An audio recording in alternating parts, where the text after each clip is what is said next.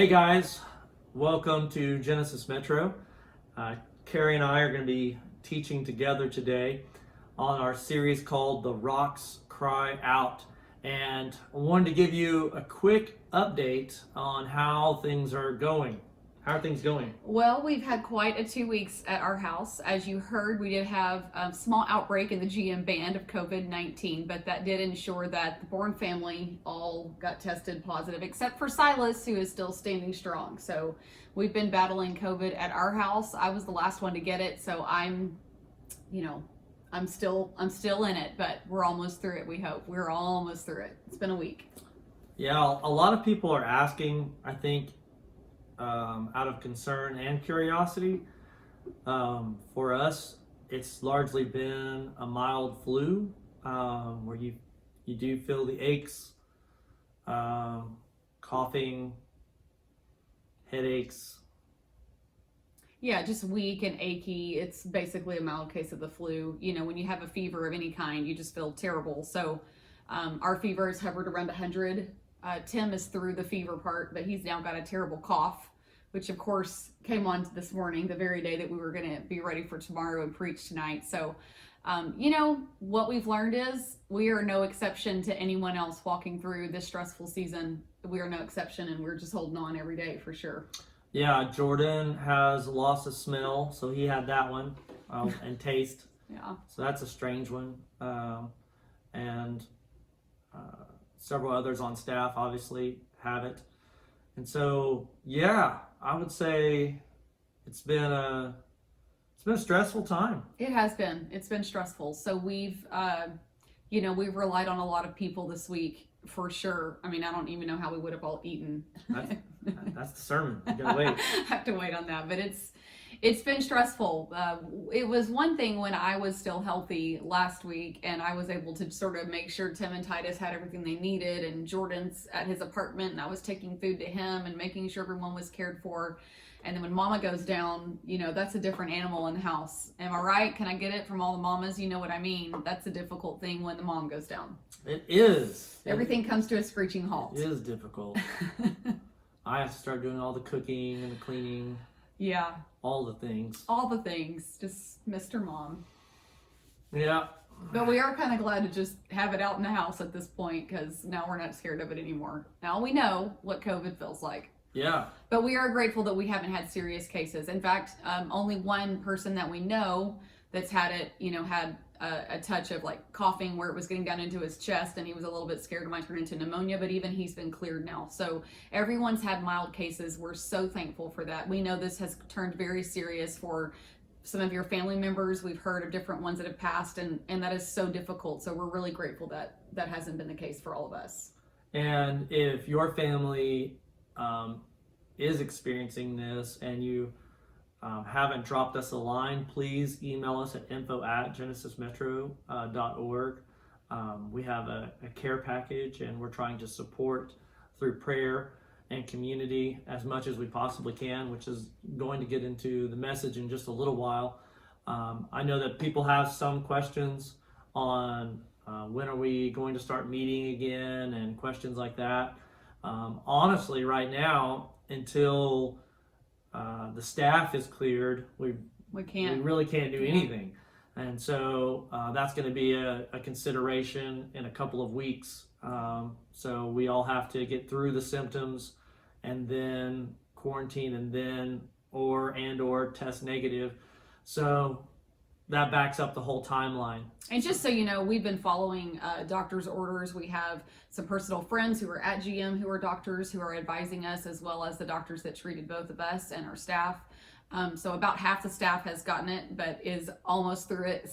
We're all on the same timeline. But just rest assured that we're going to be following, doctor's advisement on when would be best to open. And we just really don't know when that is, especially since, we did have the new mandate in Texas. If you're in a county with 20 cases or more, you have to wear a mask, and you can't be in groups larger than 10. We don't even know what all the things are for that yet. But what we know is that things are on pause again as far as in-person services or activities. So if you have a kid, and I know I'm getting into announcements, but if you have a kid that's a fuse age kid, that's 6th to 12th grade, They are really working hard to engage your kids so that they don't feel like they're out alone. So be sure that you encourage them to connect through social media and really watch for those updates, because, you know, not just Fuse, but KidMin and all of us are going to be working really hard to connect, because we can't be in person together. And it's a bummer. It's for Tim and I, it's been a week where it's easy to lose heart, and it's easy to get discouraged, and it's easy to, you know, see all the things that we can't do. And so that kind of takes us to our sermon today and the passage that we're coming from. Yeah. The rocks cry out. Long build up to the old passage there. I think that when it comes to some of the things that you just mentioned, I think we all have to be diligent. I think mostly the sentiment that I'm hearing is people are like kind of over this, and Yeah. they're ready for it to be normal, but then you get kicked in the face with something that is unknown, and so you're trying to be safe, but you can't give in to some forever fear that precludes us from doing what God's called us to do. So, we'll keep monitoring what we can do and when we can do. So anyway, just make sure you're monitoring your communication. Let's get into the message. Let's do it. The sermon title, or sermon series, is called The Rocks Cry Out, and we thought we would take one of the rocks that someone inscribed their scripture on when we were going through the vision and capital campaign and steps that we're moving toward building on El Dorado. And it's really interesting to always see words that were written down in one time, how they have a meaning later on that might be more significant and supersede the original intent of the person who wrote it down. And I was going to show Carrie this one, and we'll put it on the screen. But here's the rock from this week's. It's Hebrews chapter 12, 1 through 3. And I don't know whose rock this is. Please let us know if it is your rock.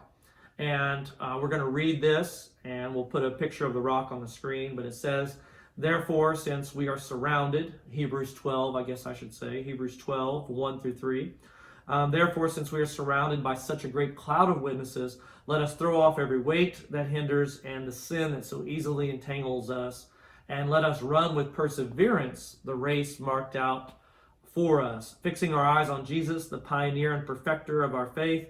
For the joy set before him, he endured the cross, scorning its shame, and sat down at the right hand of the throne of God. Consider him who endured such opposition from sinners, so that you will not grow weary and lose heart." The title of the sermon is a question mark. Are you losing heart? And having talked to people that are going through marital crises and job crises and kid crises and school crises, COVID crises, all the things. And personal level, marriages that are trying to happen, from Jordan Little and Jonah Burbrick to Jordan Bourne and Kennedy Hughes. Weddings. I was supposed to do these weddings, and then I got sick, and then Jordan got sick, and Jonah and Jordan, the Burbrick Little, Jordan, and it's crazy. Kennedy's the only one that's well. She's the only one that tested negative. So far. It's coming for you. But I can't even imagine for some people right now, young people, and even from a church perspective, where we were at and where we were almost at, and there's a sign on the land, there's all this stuff. I think everyone probably is having some level of discouragement. And so the great thing about the Bible is it answers these questions. Are you losing heart? And if you're losing heart in your faith or in relationships that count the most, I hope that we can give you a simple message today that will help you find the passion that God says is possible when we consider Jesus. And so, first thing I want us to look at is that there is community in the cloud. That community is always an encouragement, and he's the writer of Hebrews chapter 12 is referencing Hebrews chapter 11, which is like the highlight reel of the Old Testament, and he's saying that since Moses was able to lead the people out of Egypt, since Abraham was able to bear a son with a wife who was barren and have this miraculous child, and God was able to do that, and since the prophets Elijah, Elisha, and Gideon, the judge, was able to do all these incredible things, he says we're surrounded by this cloud of witnesses, so we can be encouraged by this cloud of witnesses that are around us. And so when we read the scriptures, those witnesses are trying to encourage us through the things that they experienced and the things that they endured. And, we felt like that was kind of personal for us. Oh, absolutely. I mean, when you just look at just think about the word surrounded. I think we just sang about that a few minutes ago. That was one of the songs today, was that, even when I might feel like I'm alone, I'm surrounded. So just not being alone and having that comfort that you're in a group of people who not only are with you, but have walked through things that are similar to what you've walked through or even more difficult. And I think for me, when I'm discouraged and when I'm feeling it, I am absolutely looking for someone to relate to me, to be able to identify with where I'm at and say, hey, I've been there, but you can do this. You can do hard things. We talked about that in Sisterhood so much last month. I think that's when I hear the word surrounded, I am comforted by the fact that I'm not alone in that. And so what we have in Hebrews 11 and 12 is basically a proof, a list of, 30, 40 people deep of people that have walked through similar things and have come out on the other side. Yeah, on a practical level, though, I think that our families experienced this. We had some kind of Puerto Rican rice and sausage dropped off tonight. So good. Delicious. And a family in the neighborhood that's friends with Silas dropped off a brisket. Yeah. But there's been so many people dropped off care packages. Yeah. I broke down and I told Silas a couple weeks ago that I was going to watch the Harry Potter series? Septa whatever movie. Septic. It's like an epic septic. The fact that he has never watched a Harry Potter movie in this house, like we're all obsessed with it. I don't even know how. It's not like you've refused. You've just never been around, I think, when we kind of started it. And I think I have refused. If he's walked in when we're watching number 5, we're like, no, this is number 5. You have to start from the beginning. You can't be in here. So anyway, you're all the way through movie 4 now. Circling back, care package. I got a care package with a wand and some Harry Potter glasses. So that was... Maybe we'll put a photo up of that. Anyway. I mean, even today we got, somebody said, what can we get you at the grocery store? And I said, I can't think of anything we need. And then somebody said, ice cream. So we got ice cream dropped off. It's anything. I think not feeling alone, like, oh, we're going to run out of milk. You know what? We're not going to run out of milk. Somebody will help get us some milk. So I think that's the thing that we've seen over and over in the last 2 weeks. And I think it's easy for our family to give. I think it's hard to receive. That's true. I think Carrie almost always defaults to when someone asks, like she says, no, we're good, we're fine. I'm like, no, we're not. Tim will always give you a list. Tell them to get some water. So you always need water. There have been several people that have texted. I'm like, I can't think of anything. We're fine. If we need something, you should probably text him. He'll absolutely tell you. Yeah. I can never think of it on the spot. I need a steak and a baked potato every day. That's what I need. Every day. Anyway, I think that though we've been, it's kind of interesting when you hit these lows that God is always refreshing you by the community that in a weird way we've created. Sure. And it's kind of like a farmer who puts the seed in the ground, then God causes it to grow, and then he's provided for from the seed that he planted. Right. Yeah. But here we've created a community, and so many through God's blessing have benefited from that, and now even during a pandemic, corona crisis, 4 out of 5 people in your household has it. The community that we've been a blessed part of the creation of is now blessing us back, and so we want to say thank you, and that's inspiring us, obviously during this time, and I would say that most of the time I'm a self-reliant person, but these are difficult days, trying to figure it out. And so just having community, I think, helps a lot and helps us stay inspired. In order to keep this under an hour of teaching, I just want to say that the author says once you are encouraged by community, then there's a couple of things that you're going to need to do before you can run. He says you have to take the weight that is on your back, and then you have to disentangle yourself from sin. So two different things that you have to get rid of in order to be able to run. And we were talking about that weight, and what would be an analogy that you would use? Well, I think when you're carrying weight, you're heavy. And so the whole picture, the word picture that's painted is to throw it off the weight. So it's like to me, it's like having a backpack with bricks on every step you take, every lap that you try to run, you're weighed down by like a backpack of bricks, and how difficult that would be to actually walk through life with that. That was sort of the picture that we thought of that kind of showed us what that would feel like. And I think we all have bricks in our backpack that are weighing us down. We could label each one of them with specific things in life, right? Yeah, and I think that there's a distinction here. I think there's always going to be a burden that we bear, but here I think this author is pointing out weight that's not intended for you to carry. Right. And so whenever we think about worry and stress, fear, whenever we start thinking about, image control, whatever it is, these are weights that are you are stacking on your own shoulders, and God is not intending for you to carry.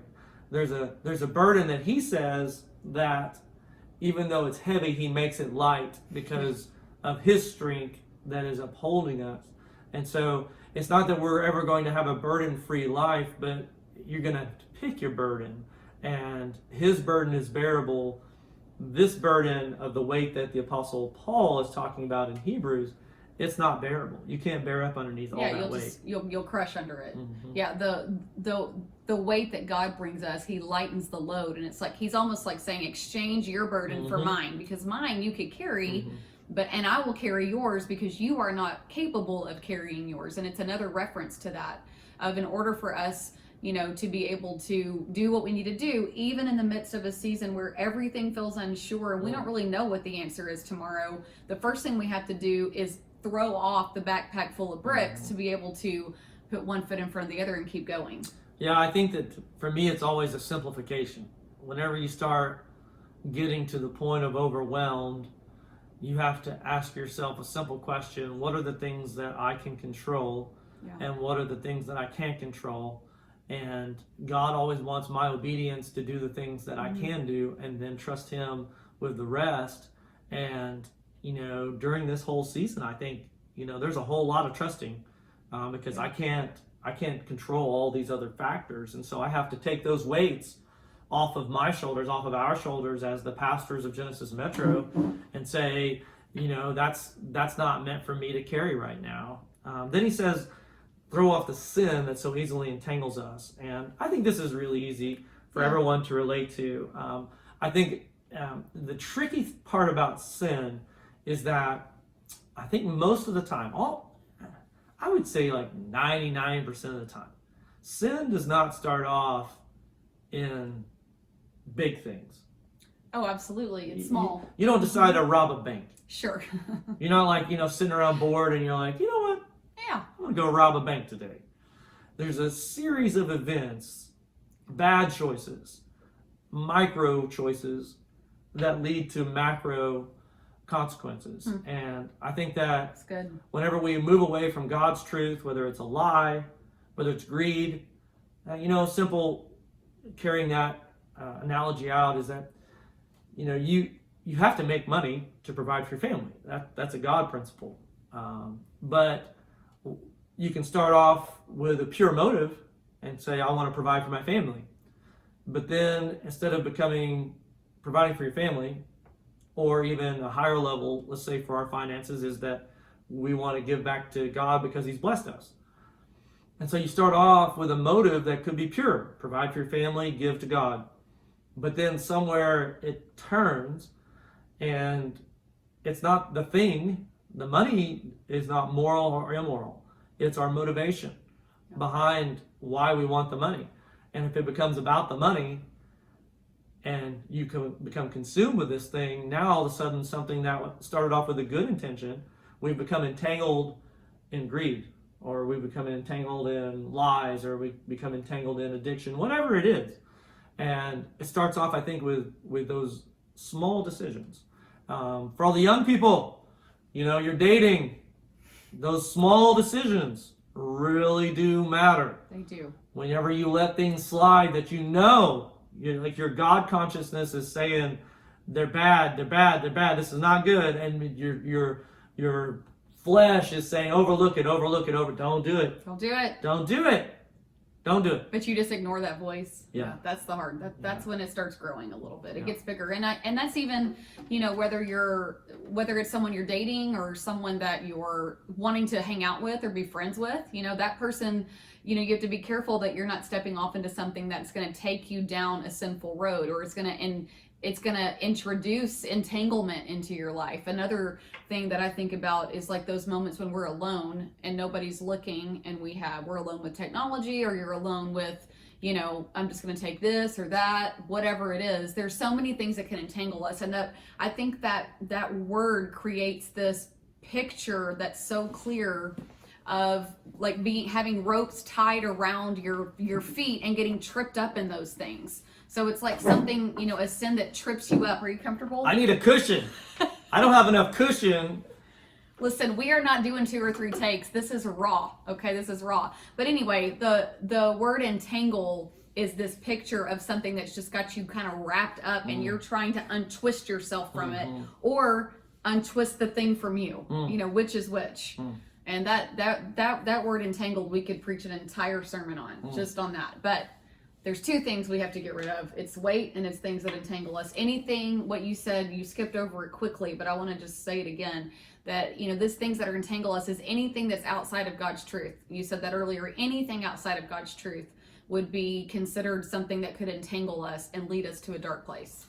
So he says, after you do these 2 things, he says, then you can run the race with perseverance. And I know that that's what we're wanting to do. We're wanting to run the race with perseverance.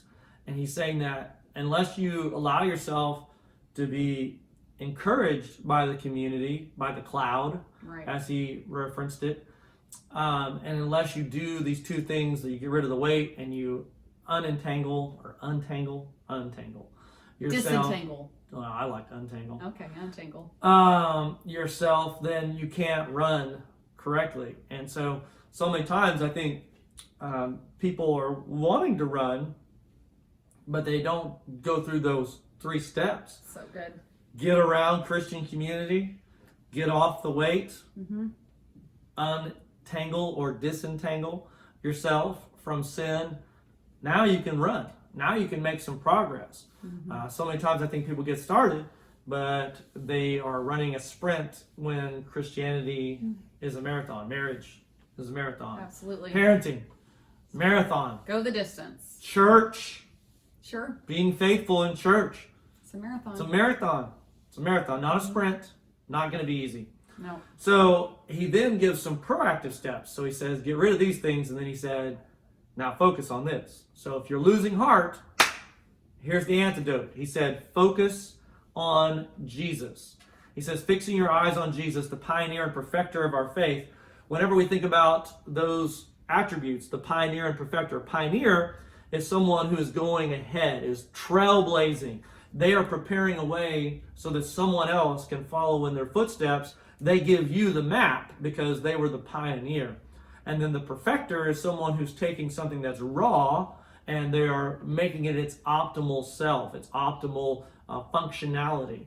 And so when you think about Jesus with us, he's saying that when I fix my eyes on Jesus, we talked about this earlier, he has to be out in front of you. Right. And you have to be focused on him. So if you're going to run, you have to aim at something if you want to not get off track. because it doesn't help you to run 100 miles an hour if you're running in the wrong direction. Right. And sometimes people mistake speed for effectiveness. Not the case. Tortoise and the hare. So you're aiming at Jesus, and he's saying that he's going to blaze a trail. So he's not asking you to go anywhere that he hasn't already gone before you and made a path for you to walk in. And then he's saying that he's going to take you as a raw piece of clay. In the Old Testament, Jeremiah, I believe, he talks about being the potter and we're the clay. And so it starts off with this block that is shapeless, it's formless, it's functionless. Right. And then when you put yourself in his hands through focusing on Jesus, then all of a sudden he can take and he can perfect the qualities that he put in you, the gifts that he put in you, the blessings that he put in you. And that takes us all the way down to the last point.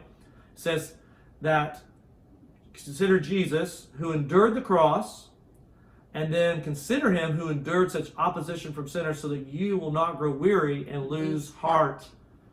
So if you're losing heart, he's saying this is the way that you will not lose heart. Number one, fix your eyes on Jesus, and then we're going to do what we're going to call tonight a cross comparison. And I thought about two distinctions here, and you can chime in when you feel appropriate.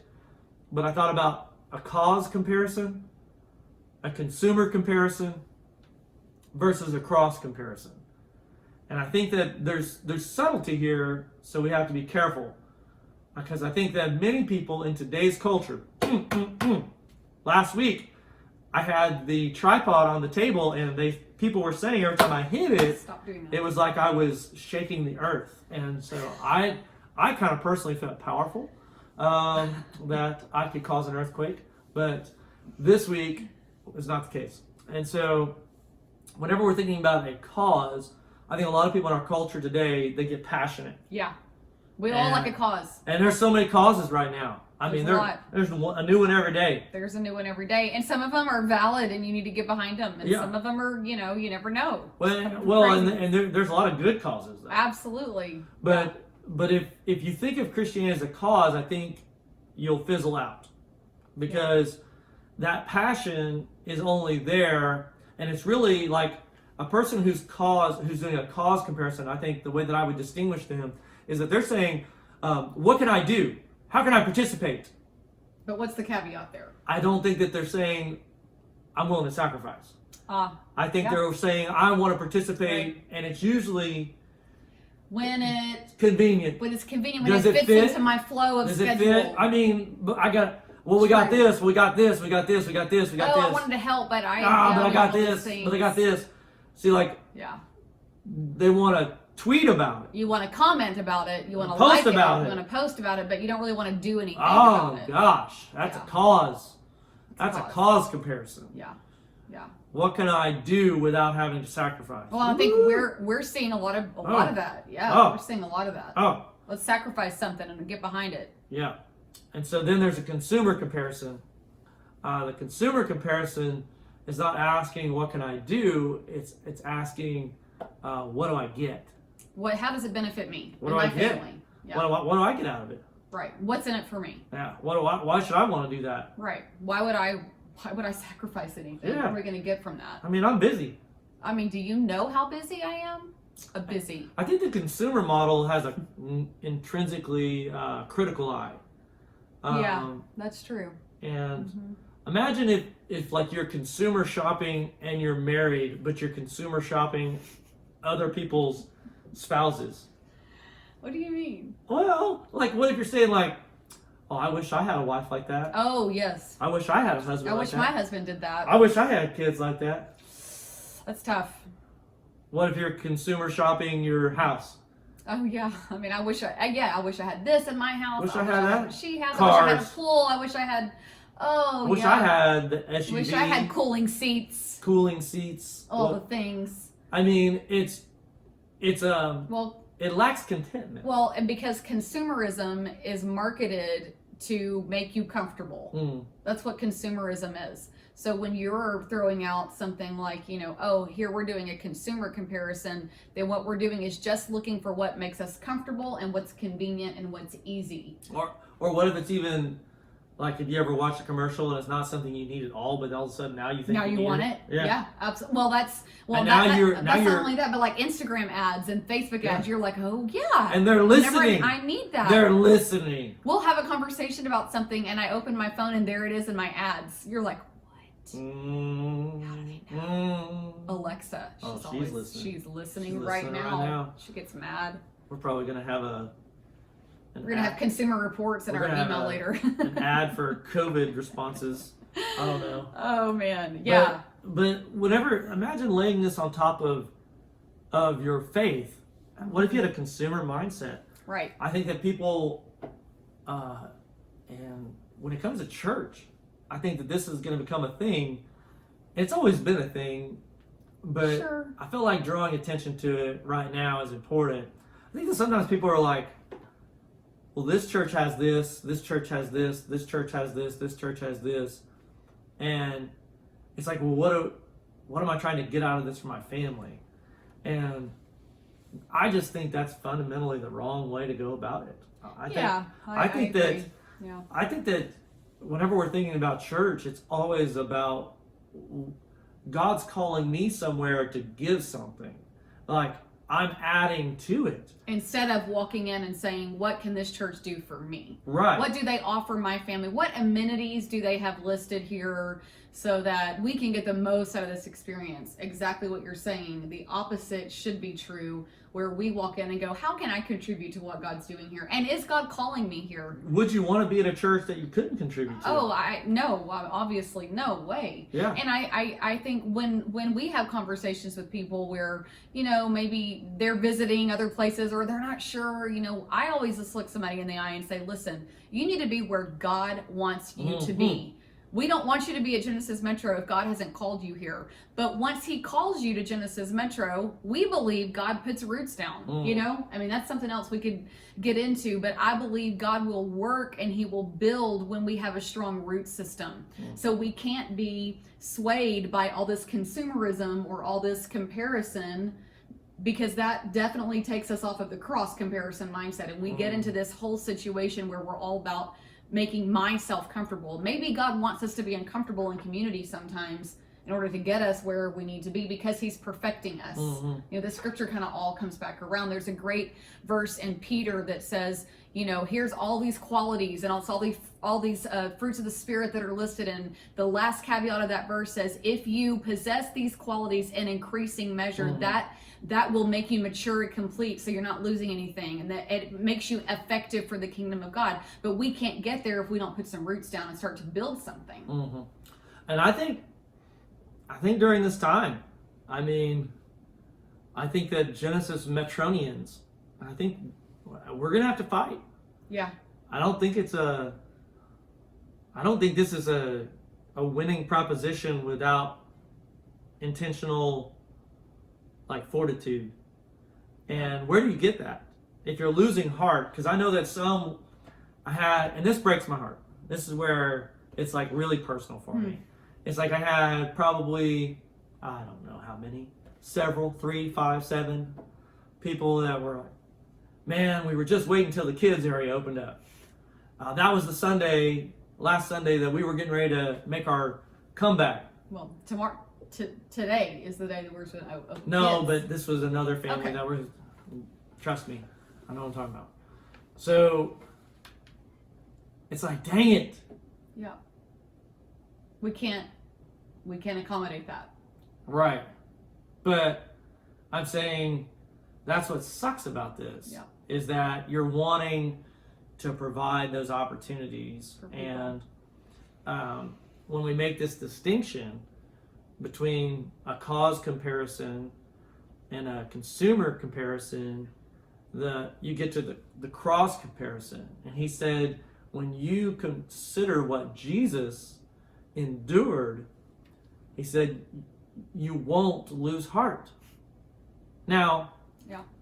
when you really break that down, it's it's a little bit of a paradox, because when you think about what Jesus endured, his people that he was trying to win over rejected him. Some of his disciples, Judas in particular, betrayed him. People lied about him. Disappointed him. Some of his family rejected him. Yeah. On and on. So on face value, you say, well, consider him. How would that lead to you not losing heart? That sounds to me like you'd lose heart, because if you consider what happened to Jesus, it ends with him dying on a cross. How is that encouraging? How's that encouraging? Yeah. Well, I'll tell you why that is the single most encouraging act in human history. Okay, there will never be anything greater than what Jesus did at the cross, because he had nothing to gain, no reason to be here other than the motivation of his love for us and wanting us to have the opportunity to experience forgiveness and redemption. So whenever you're beginning to lose heart, he's saying, consider the guy who loved you more than anyone could ever love you, that provided something for you that no one else could provide for you, eternal salvation, purpose that is timeless, it's eternity based. What we do here on this earth for God endures for all of eternity. Who's going to give you that? What job is going to give you that? There's nothing. There's no human relationship that can be substituted.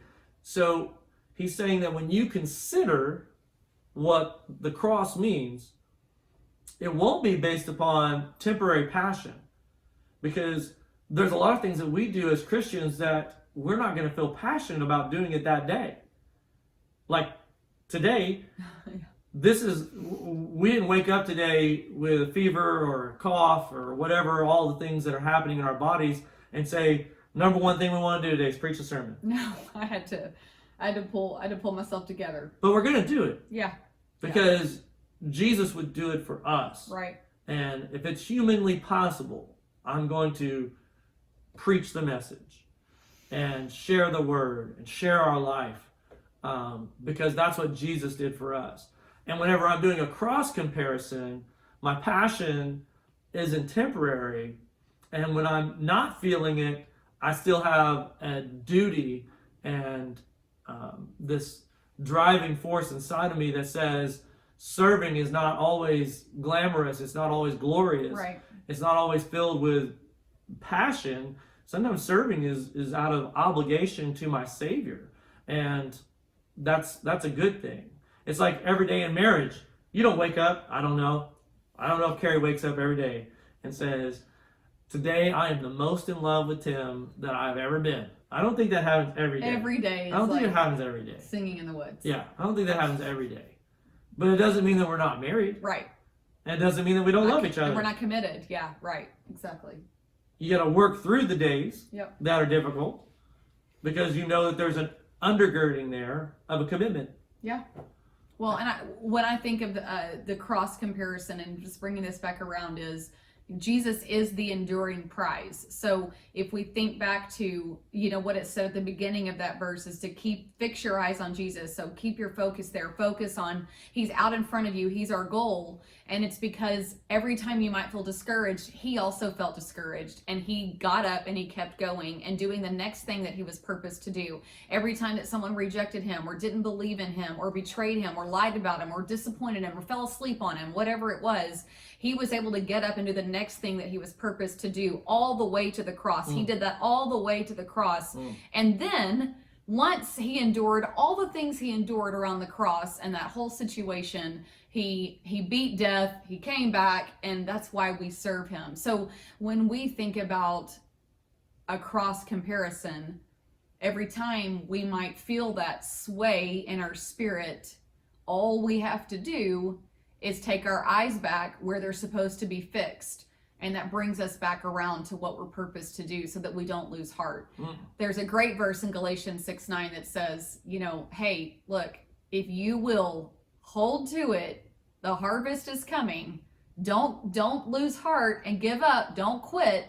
Because if you can keep going, you're going to see there's a harvest there. And that could apply to anything in your life. It could apply to anything. But for us in this, it's disappointment, it's discouragement, it's, not knowing what is next. But what we know is that where our eyes are fixed, he's the one that knows what's next. He knows when kids is going to open. He knows when we're going to be able to come back together as a church. He knows when he's going to bring everybody back. He knows when it's going to be safe.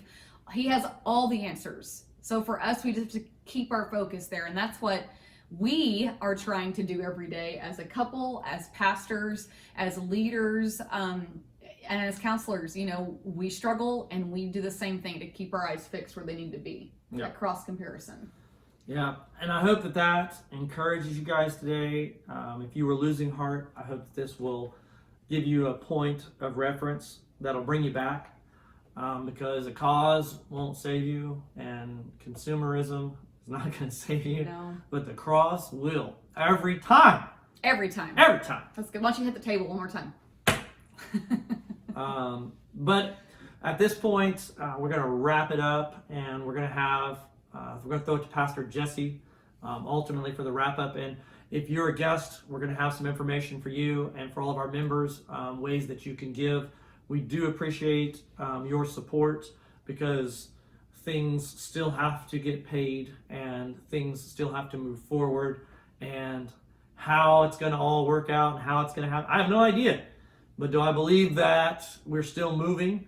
Yes. Do I still believe that we're called to reach? Yes. Do we have guests every Sunday that we were open? Yes. Yeah. So I don't know what's going to happen next, but I know that God has called us to keep serving, and I think there's a time where we got to fight. We got to fight for the community that God's allowed us to create, and I hope that your family will join us through serving, through prayers, through giving, and it's a worthy fight. So we appreciate you guys. We love you. Thank you for all the food. Thank you. You can so just much. keep bringing it. We're eating it up. And I hope that this week we're gonna be out of the woods. We hope so. We love you. Have a great weekend. Bye. Thank you for joining us. If you are a guest, at the bottom of your screen is our text to connect number. We'd love to know that you've been watching and follow up with you. The next number that will appear is our text to give. At Genesis Metro, we believe in generosity, and we always want to give back to God out of what He's blessed us with. Please stay tuned for the rest of the announcements that are going to be scrolling after this. We hope that you have a great week.